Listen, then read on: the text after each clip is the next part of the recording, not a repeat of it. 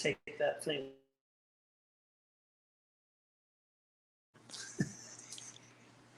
Hey, everybody. Hi, y'all. Welcome to Fork, Mike, Knife, Season 3, Episode 5 with Steve Everett. So Steve was born in Albany, Georgia, raised in Greensboro, North Carolina.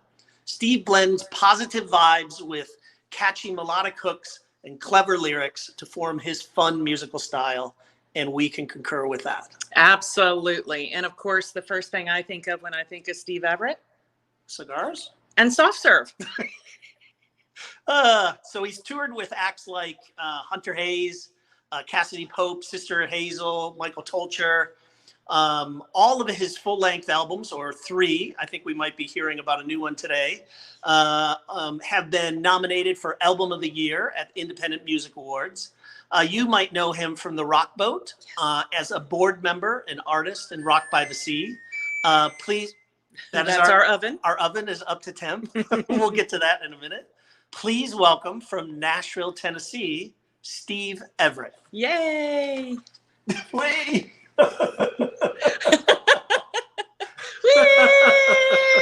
What's up, everybody? Hello. What up? How are you? I'm doing great. Don't get mesmerized. These lines on the wallpaper can kind of play tricks on your eyes, so don't fall asleep. Love it. How you been?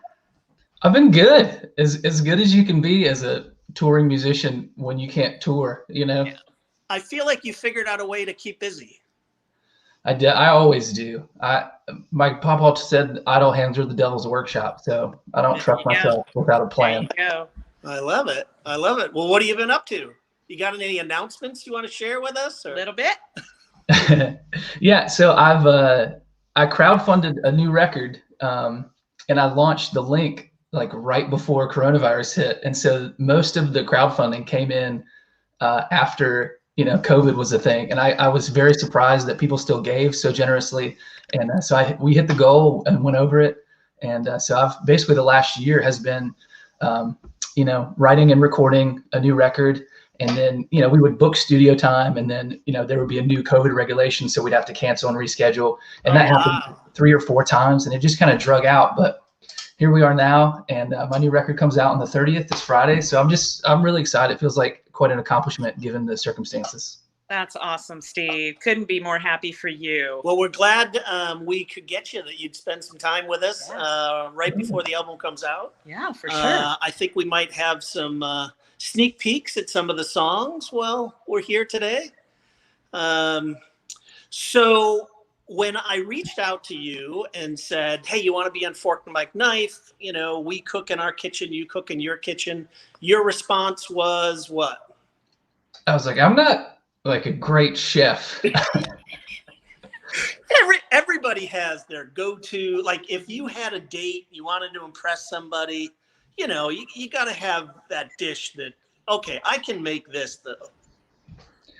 Yeah, I love to make steak fajitas or just steak. I've gotten decent at preparing steak, is what I'm saying. Steak. You're a steak guy. You're a meat man. Yeah. So bourbon, steak. It's all. What have you decided to make today?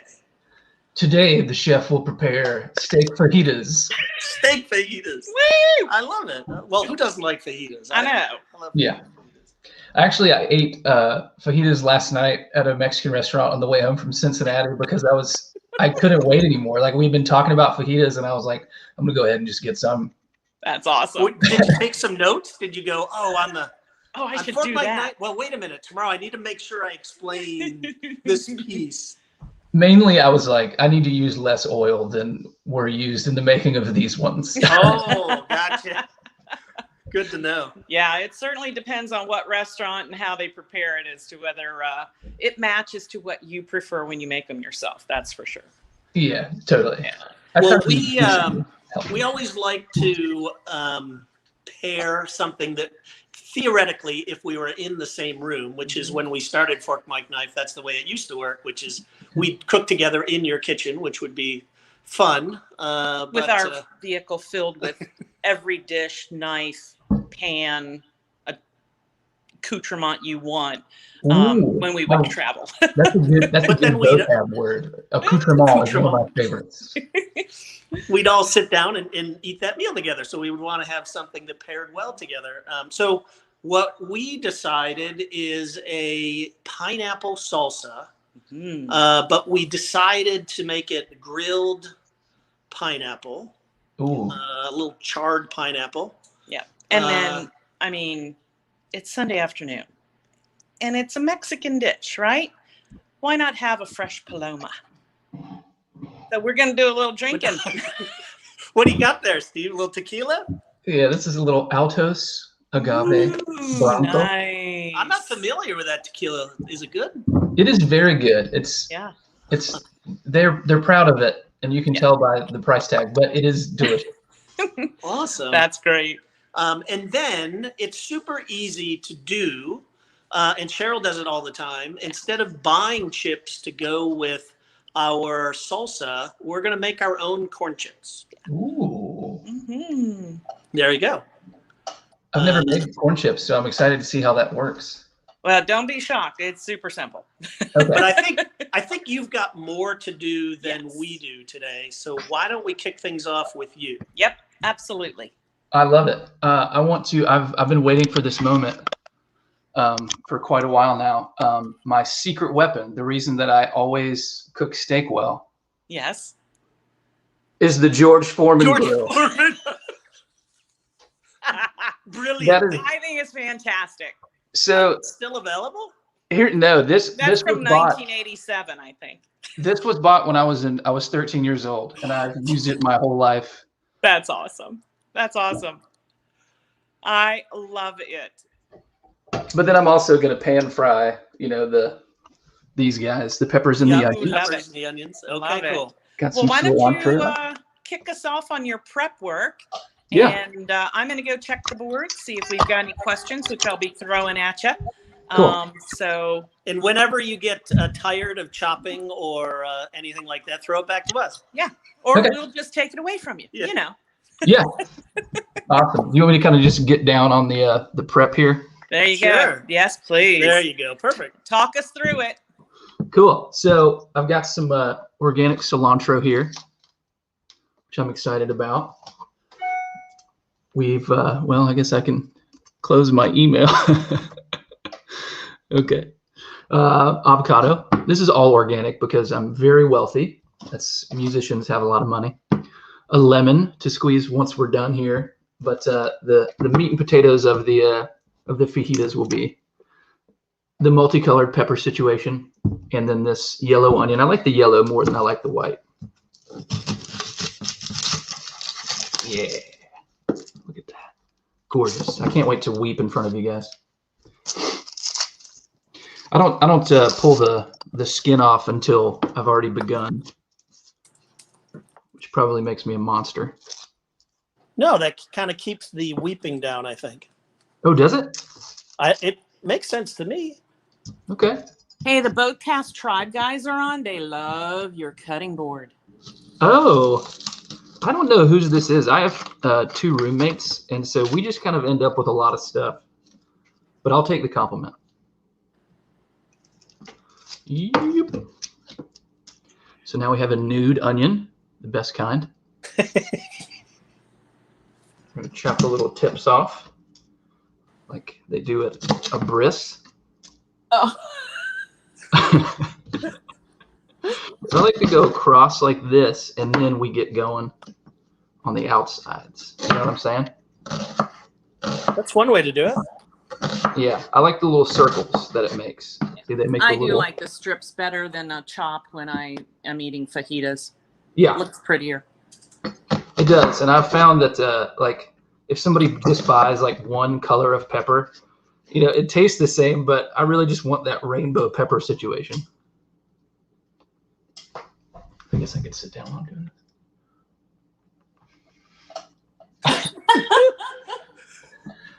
I have a kitchen stool.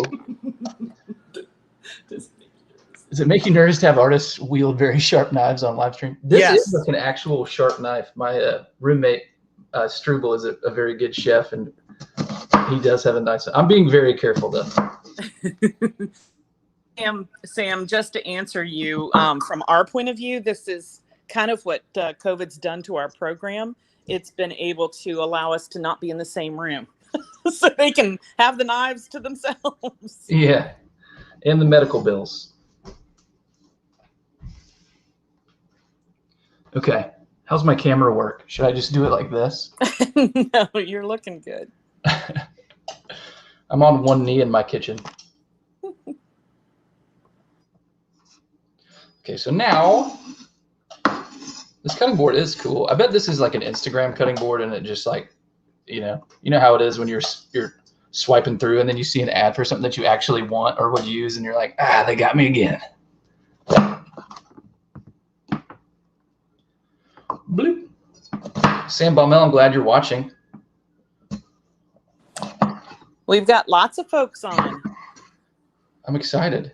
I'm going to share this after we're done. I wanted to wait and see if I made a fool of myself or cut my finger off on TV before I really put a lot of share into it.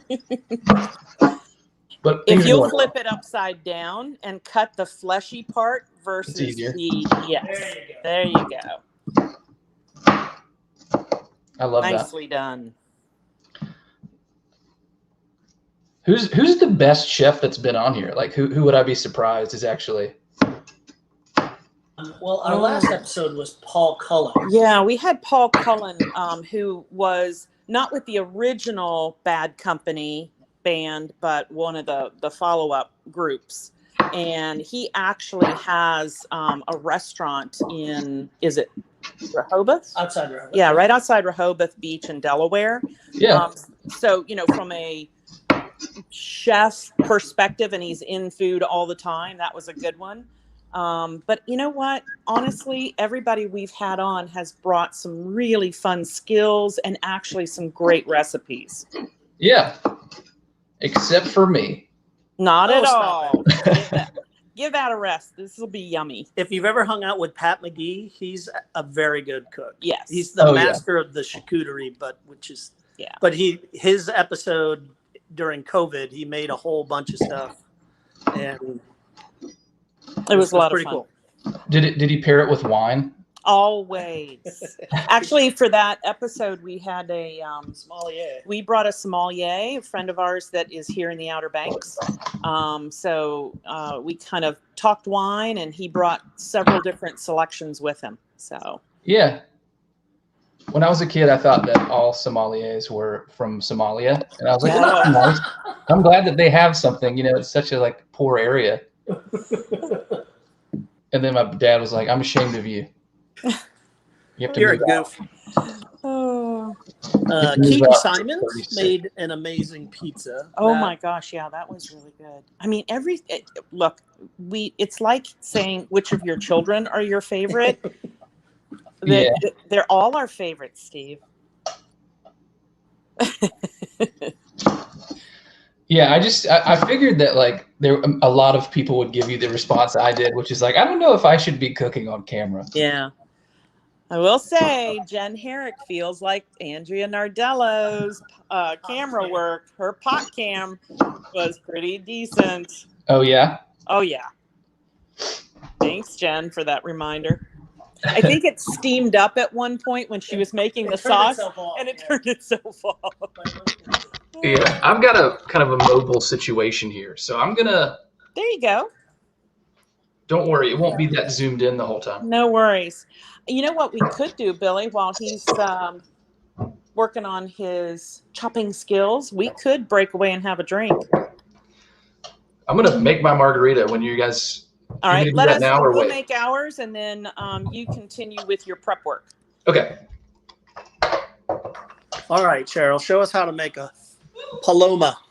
We are making a Paloma today. Now, you saw a couple of times Steve's bottle of silver. I'm an añejo girl, and look, you can laugh all you want to. This is Kirkland brand. I'm just telling you right now, it actually is one of my favorites. So it's yummy. It makes a good drink. I'm going to make a little bit of noise because I need to get some crushed ice. So give me just a second, and I will get that together. I know. Follow me over here.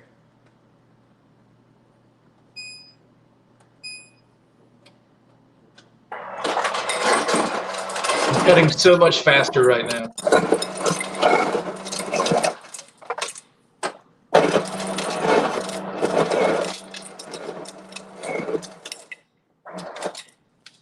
And then let me grab just a couple of cubes. Oh, you know what?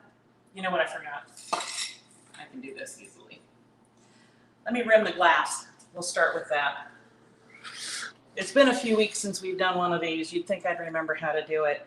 I don't know if y'all are familiar with tagine. It's just a really, it's not hot. It's sort of between bitter, like a lime. It's dried lime in there.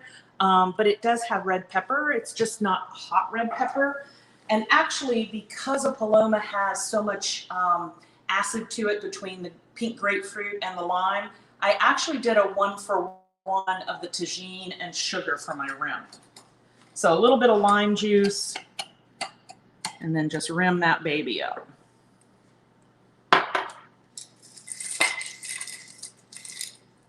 Want to grab a new glass? No, I'm just going to use that. Oh, there you I'll go. grab some more. Gotcha.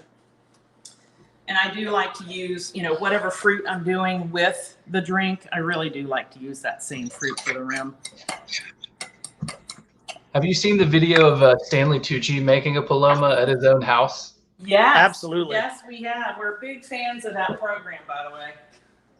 I love the Tucci.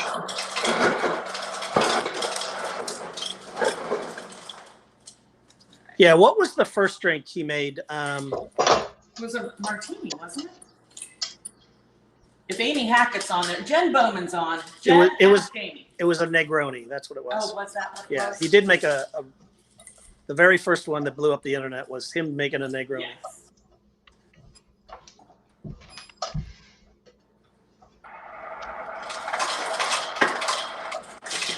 Olive oil? But not too much. No, wait. That's what Steve's showing. Oh, good.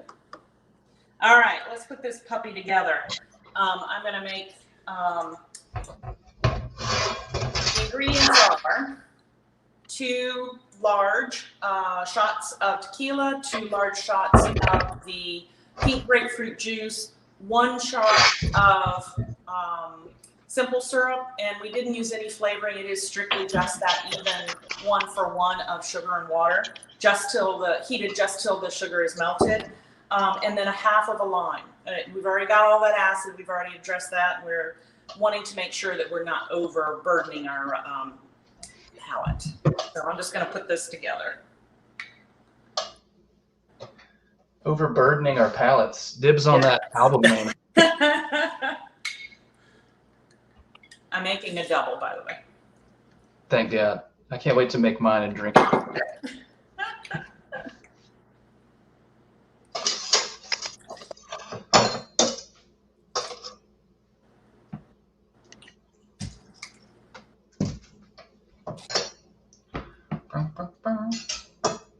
Do you have a special name for this one? Have you named it after yourself? No special names. The Outer Banks Paloma. Okay.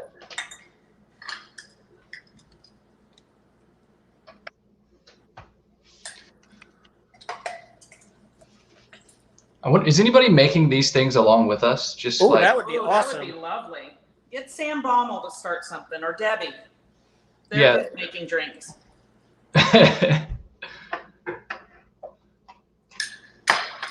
All right. And that's it.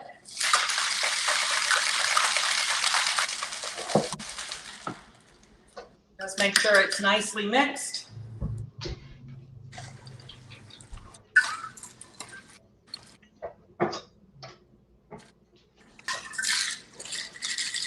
Look at that. And every single drink should have a garnish. I mean, come on. We're only here to entertain ourselves these days, right? Got a little bit of lime and a little bit of the pink grapefruit. Love that. And that is it. Here you go. Cheers. Cheers. All right, Steve. Cheers, Steve. I'm gonna make mine. I just cut myself a legit Yum. garnish because you said that, and I agree with you. I like a garnish on my drink. Are you garnishing it with what? Red pepper? Just that lemon. So this is my margarita glass. It's blue and yellow. Nice, heavy glass. Yum. Get a couple of yeah, it is a heavy glass. Oh god, here we go. Bloop. So got my little 1.5 ounce pour guy here. Bloop. And of course you just dip a little bit more in at the end.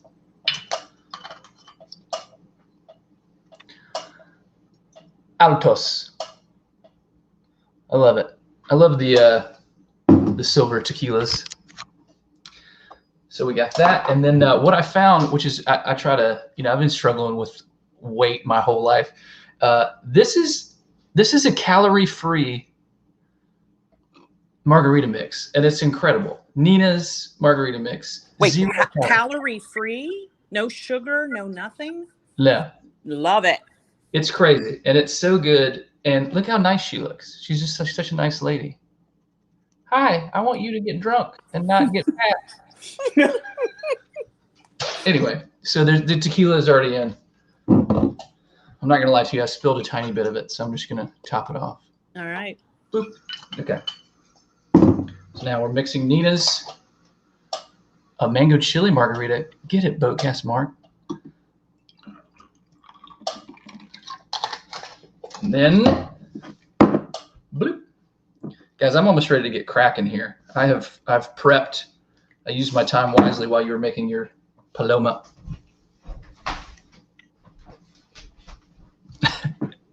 And then we use a local restaurant big plastic cup. That's not a bad deal.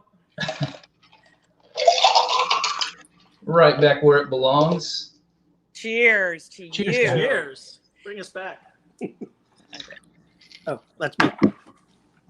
I'm going to steal just a couple of minutes. Billy's going to get us back on camera. I'm going to steal just a couple of minutes because I just want to tell you guys how to do your own chips if you don't know how, because I'm going to use the rest of the time just for baking, and we don't need to be focused on that. But basically, I like to use the white.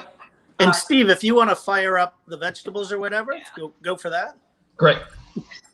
I just use a white corn tortilla. Obviously, you can use Jell-O ones as well. Literally, you cut them into what you normally see for a chip, right? And you throw them on your sheet pan. And don't be afraid to double them up. You just don't want to cover them all the way on top of each other because they do need to crisp up. Grab a couple more here.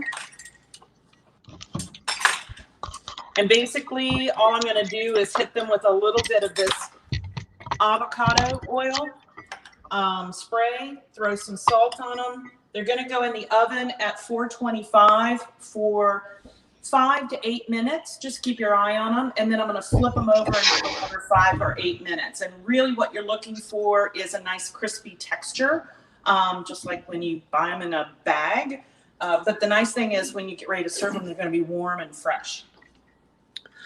On the avocado oil spray, that's just because that's what we had. I do prefer the olive oil spray to kind of the pan type stuff, but pan works just fine too. Whatever you got, make it happen.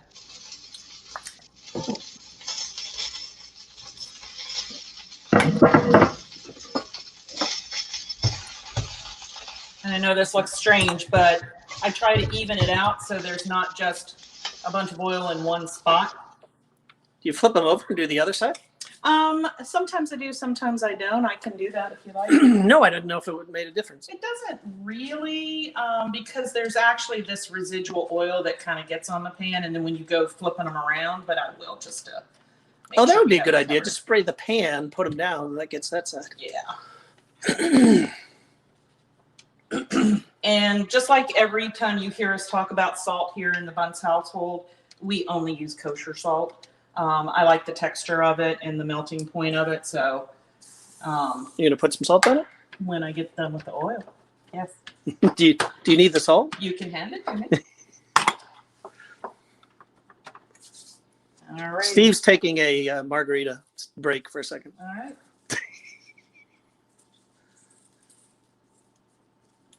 All right, and then I'm going to throw these oven, and you can throw it back to Steve. Back to you, Steve. Kosher salt, Morton's. What's the other one? There's Morton's, and then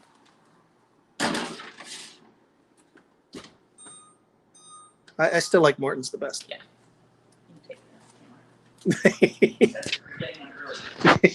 All right, Steve, what are you working on? I had myself muted like an idiot because my fajitas are sizzling. So I've got the peppers and onions going in my grandma's cast iron pan, and just a little bit of olive oil. Everyone should have a cast iron pan, especially if it's from their grandmother. And then I've pre-marinated my steak with the Weber Company's steak and chop seasoning. I just like it the best. I'm about to chop some of this cilantro, and then I've got a big old half of a lemon to finish it with, as well as an avocado that I'm gonna chop up. But the steak only takes about 5 minutes on the old George Foreman grill, so that's kind of the last piece.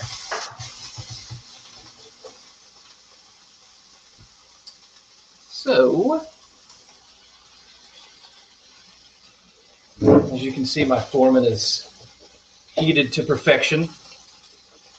Now I will take my perfectly seasoned steak, put it in the middle. I will be honest, Steve, I have never cooked with a George Foreman grill. But I am a little jealous right now. It's incredible because it heats it from both sides. Yeah. And so you just get such a consistent cook every time. Like it You doesn't get a matter. medium rare? Yeah, so I just do exactly 5 minutes, and it pretty much comes out perfect. And even if you have a really thick one, because it cooks it from both sides, it really just gets it. It's an incredible product from an incredible boxer. Is your technical question, is your steak right now room temperature, or is it still cool out of the fridge? I pulled it out of the fridge like 40 minutes ago. So so it's room temperature. Yeah. Gotcha. And it was seasoned, I usually do it like overnight just to let the salt get sucked into the beef. Gotcha. Essentially, isn't a George Foreman grill the same thing as a panini press too? Yeah, I mean, I think so. So maybe try to cook a steak on a panini press and report back. We don't have one of those either. But have you've never made a grilled cheese in your George Foreman? No, I think it would be kind of a mess. Gotcha. I'm a pretty clean guy. Just putting a little salt and pepper here. I might have to make another one of those. That's yummy. Okay. Guys, this is fun. I know. Yeah. Hey, so how about I start working on the... Want to do a video? Oh, yeah, that's a great idea. This is a great time to do Can one you- of the first hold ones. How about a video, Steve? Let's do it. A little teaser. A little Yeah. teaser. I have two, Steve. I have Burn It and I have Clouded Dust. Burn It Out, sorry. Yeah, let's do Burn It Out first. Burn It Awesome. Out. All right. Anything you want to say to intro this promo video? Yeah, so this is just one of the songs from my upcoming record that comes out on the 30th. And I wrote this one at my buddy Brett Regal, who's a rock burger. The Yeah. real Brett Regal. Yeah, so his family has a lake house on Lake Anna in Virginia. And my buddy Stubbs and I just went and we wrote a bunch of songs, or I wrote a bunch of songs, January of 2020 for this record. And this is one of those songs, and this is a little teaser of it. Awesome. All right.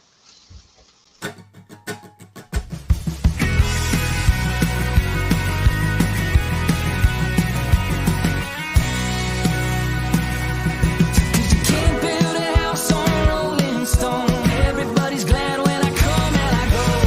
In between the pissed I'm there with names. You can't fight a fire with a road on a pole.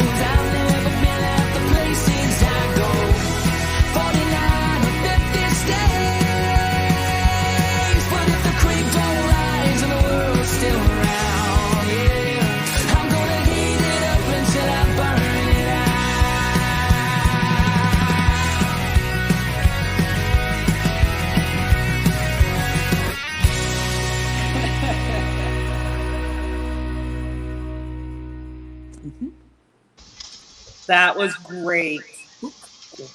Could you tell that was me laughing? I have to turn the reverb off. Amazing. That was so good, man.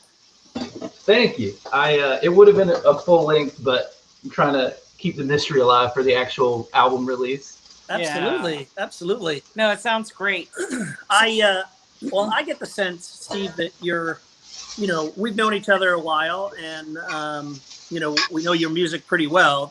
The new stuff has a little bit of more of a country slant to it. Is that on purpose?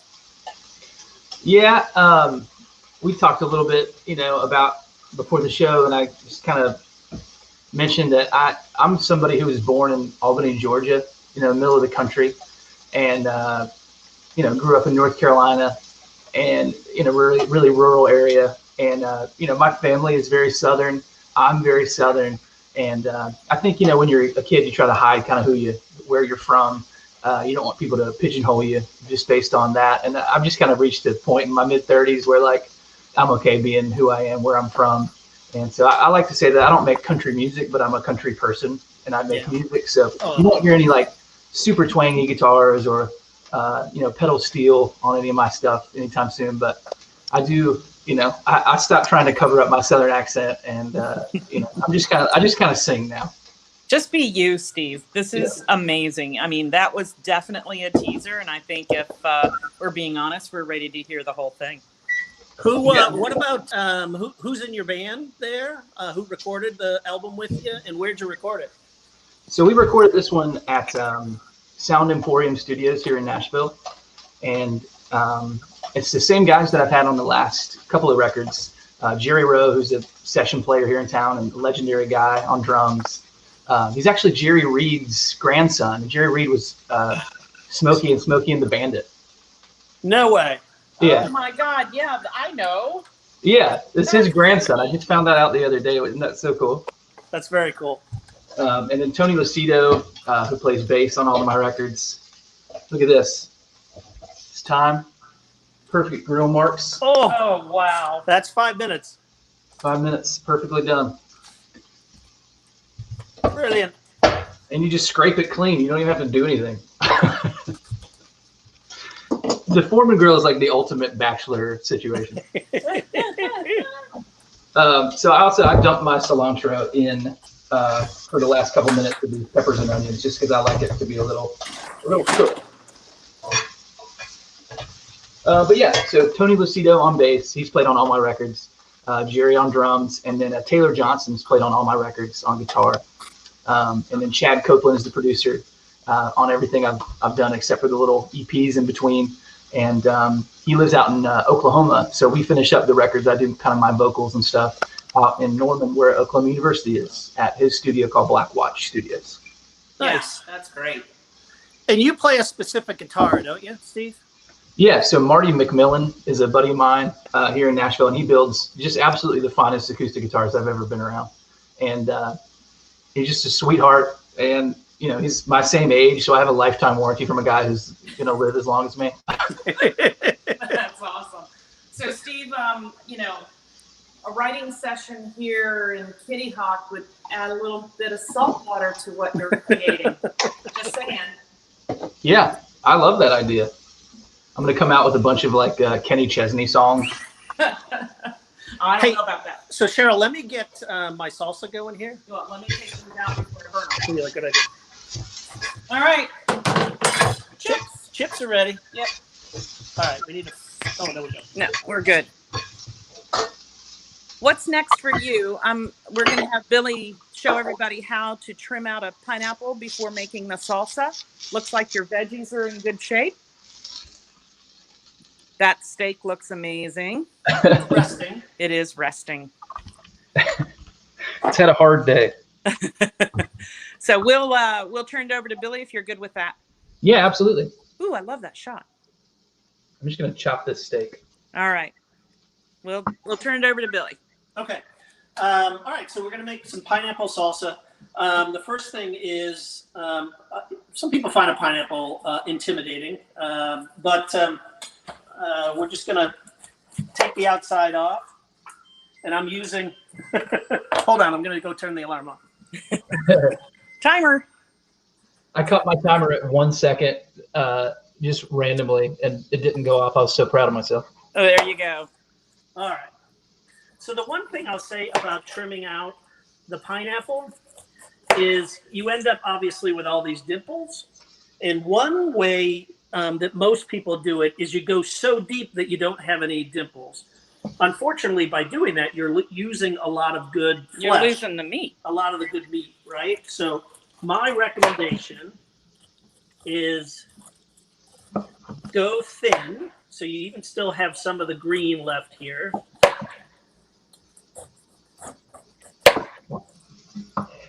And then what I'm going to show you, is you just go through and you take out these individual little dimples like this, right? And you go all the way around. I believe the common classification is an eye. An eye. Take out the pineapple eyes. It sounds gruesome. And it takes a little bit of time, but heck, it's Sunday. We're drinking Palomas and margaritas. Playing Why? knives. Why is there a rush? What you end up with is a pretty cool looking visual. It ends up being spiral all the way around. And I'm just going to assume that we did that. Stand it up so they can see. You see how that looks like? It's a spiral. Oh, Once yeah. you go all the way around, taking out those eyes, the entire pineapple looks like that. And quite frankly, you know, going down and losing that much flesh isn't acceptable to us. So we'd rather do this, lose a little bit of flesh by just taking the eyes out, and then you can move forward with doing the core and that kind of thing. Yep. So what did you end up doing? So I ended up taking that and then slicing it into what I would call pineapple steaks. And I put a little bit of olive oil on both sides. No salt and pepper or anything like that, just the olive oil. And I threw it on the grill, let it go. I mean, it looks a little burnt, so it's just charred, but it has this great flavor.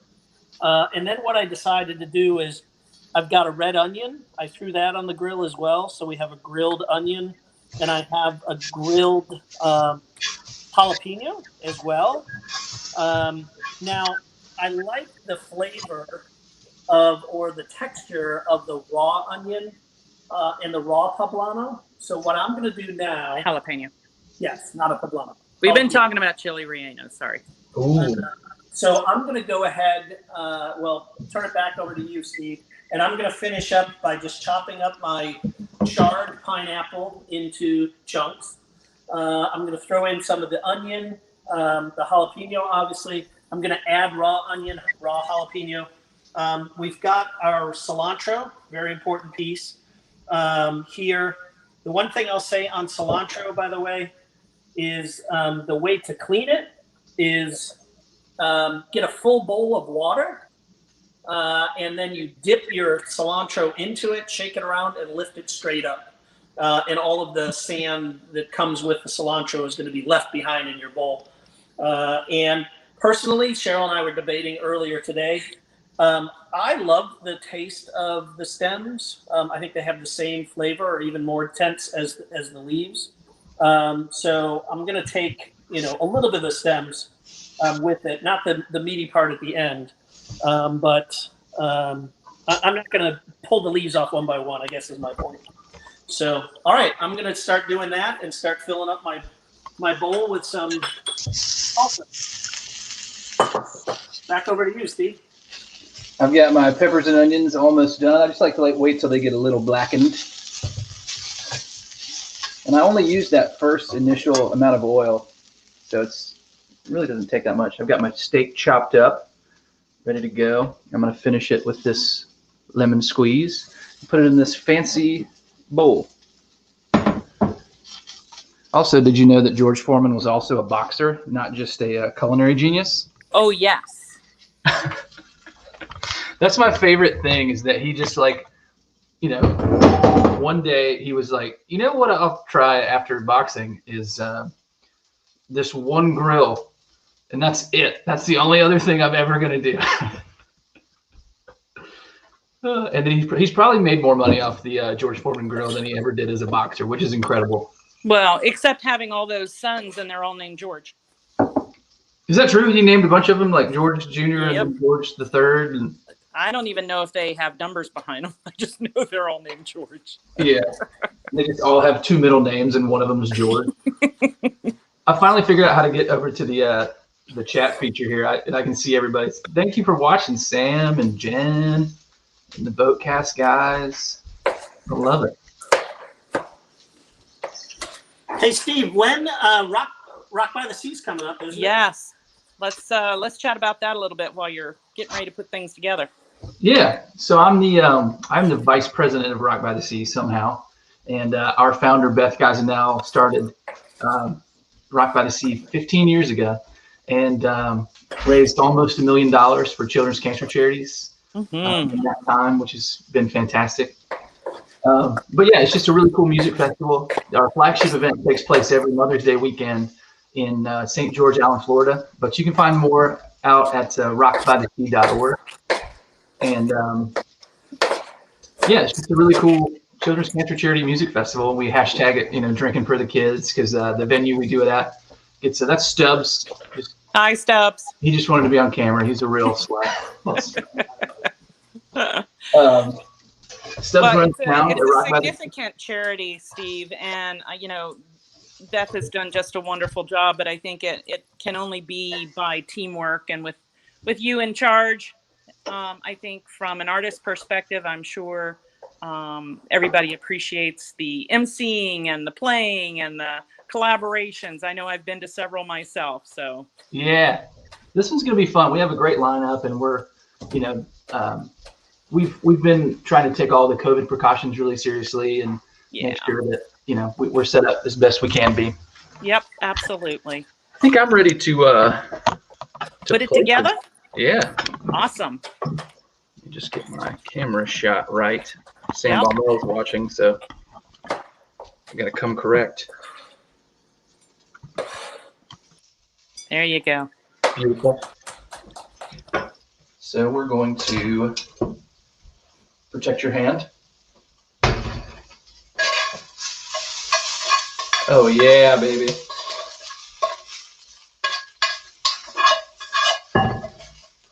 This really is my grandma's cast iron pan from who knows what year.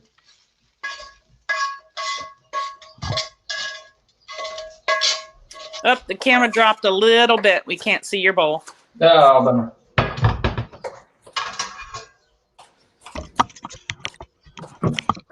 I wish you could just see that I have a ring light in a cabinet. There you go. That's fantastic. You gotta do what you gotta do. There you go. We're back. Cool. So let's see if I can twist it just a little bit more.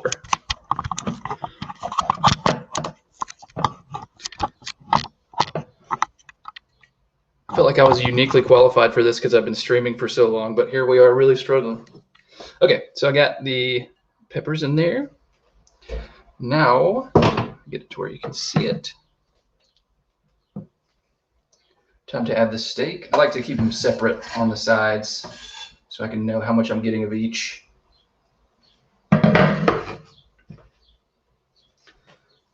Wow, and then it looks like that. Yum. And so tell us how you serve them. So I'll finish it with this half of a lemon.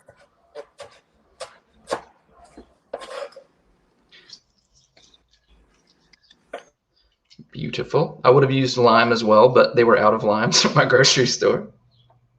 Well, that's a good thing about citrus. You can you can go grapefruit, you can go lime, you can go lemon. It doesn't really matter, right? Because you're just looking for the acidity. Limes are crazy expensive right now. Yeah, down here at the beach, they're like 59 cents each. Oh, really? Oh, it's horrible. And then I'm gonna go get my other secret ingredient. Oh, good.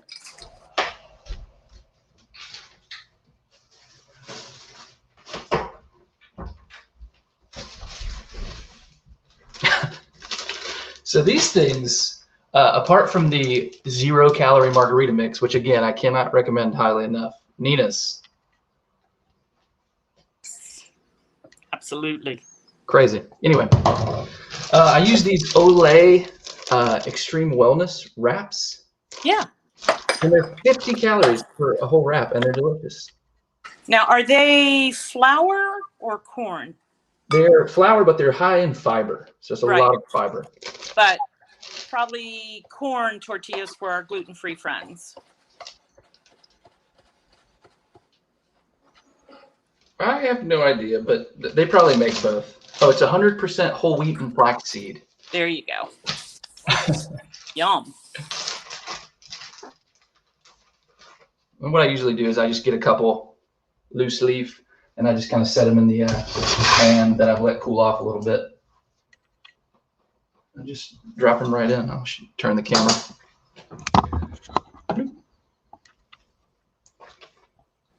Just kind of let it, there's a little bit of grease still left in, which is nice. And just kind of warmed it up a little bit. That looks yummy. Well, you get a little bit of that oil and veggie left over on top of those tortillas. Yum.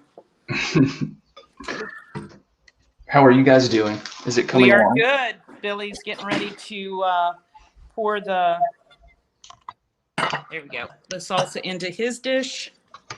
You can see those big chunks of pineapple. You can do them as big or as small as you like. This salsa, I will tell you, is also really good on top of grilled fish or grilled chicken. Tacos, fish tacos. Tacos. It works out really well. And grab the chips.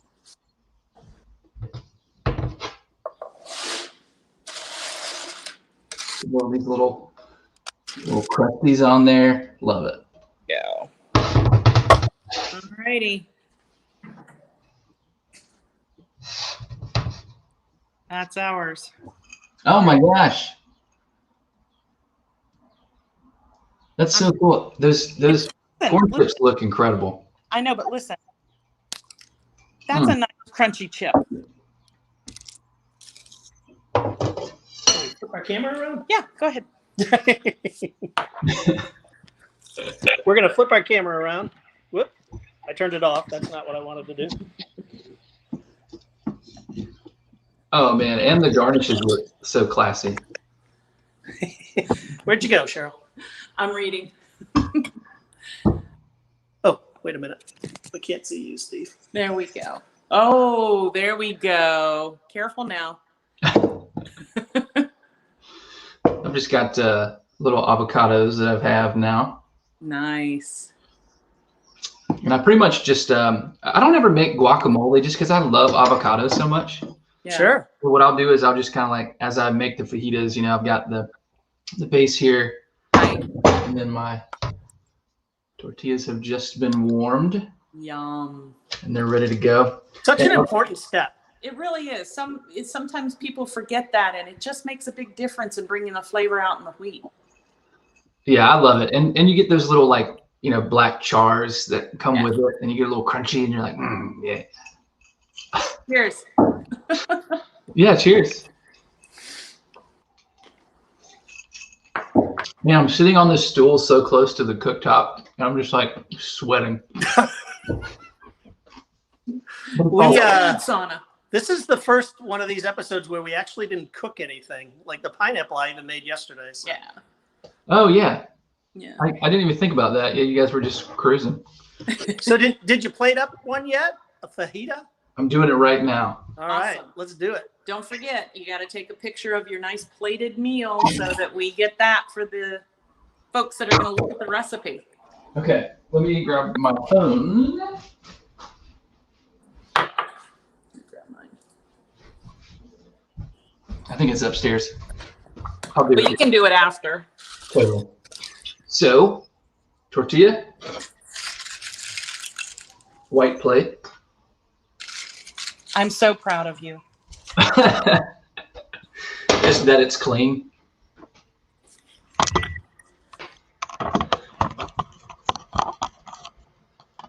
Okay. Let's see here. All right. So yeah. Oh, well, that's not far enough down. Okay, the other tortilla is ready as well. Trying to get a good view of everything here. Guys, I appreciate you letting me do this and talk about Rock by the Sea. I think I kind of stopped short. You can go to rockbythesea.org to find out.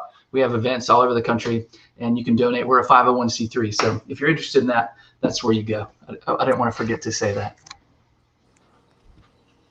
Nope, that's good stuff. Flip it around, because there you go. Flip it around.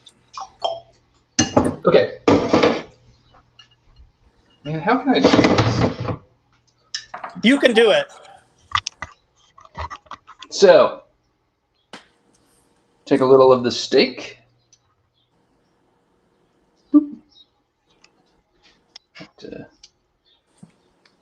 Fan it out in the middle. And I don't like to overfill my my fajita roll-ups. People get a little carried away, and then you can't even enjoy it, you know?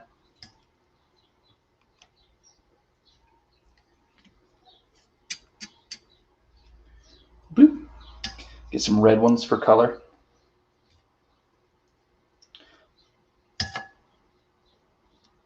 Okay, that's more than I would normally do, but it just looks so good that I kept going. And then what I do, get that shot, just a deflated lemon. Well, it's kind of a cool shot. So then I just get, I really do just love raw avocado. Yeah. So I just kind of get some, bloop, and I just put it on. That looks yummy. Do another little piece here. Now, do you do any kind of salsa? Do you dress yours up with any kind of dressing? I just do a little hot sauce. Nice. Nice. What's your go-to hot sauce? Man, lately, I love all hot sauce, but lately I've been using Louisiana. Ooh, Oh, nice. I'm not familiar with that one. No, but it sure looks good. And we got the hugest bottle they have. It probably goes on everything in that household, I imagine. It really does, especially if you haven't done a good job cooking it. You can be like, well, I can eat it if I cover it with hot sauce. Yeah, for sure. So I'll do a little. Ooh, yum. Snap a picture of that puppy. He's on his phone. Stubbs, come take a picture of this. I left my phone. Come on, Stubbs. Make yourself useful. He just came back from the grocery store or something. I think maybe I inspired him, and he's like, I got to make fajitas. There you go. There you go. That's awesome. Stubbs. Oh. So Stubbs is my roommate, and he runs sound at Rock by the Sea. Don't turn the lights on. Don't change my I lighting. know. Take the beautiful photo here. Oh, baby. Oh, yeah. That's gorgeous. I love it. I love it. Guest appearance. Bring Yeah, it down. you guys have met Stubbs at Rock by the Sea. He's the one that We always have. runs out. Yeah. Well, we fun cannot tell stuff. you how much fun this has been, and thanks so much for doing this with us and kicking off our day drinking for a Sunday. Yeah. I mean, we were going to do it regardless, so we might Yeah, as well I mean, do it let's again. just face it. Gave us a good excuse. We might as well go live while we do it. Yeah. For sure. Well, I think we're going to take us out with another video. Billy, are we ready? Yeah, We're so teed up. I have Cloud of Dust. What can you tell us about Cloud of Dust?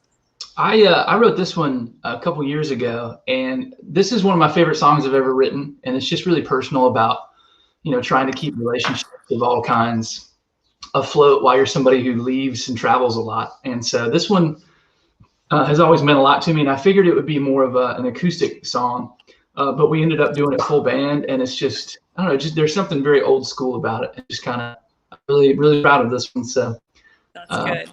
here it is. Thank you guys for having me on your show. We're ready for the album release.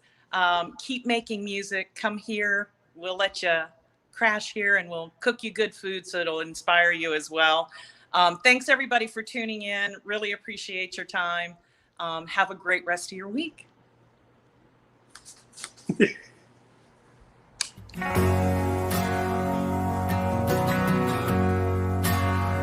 Gotta hit the road, get the lead out, tiny piles of money at the end of long routes. But when I'm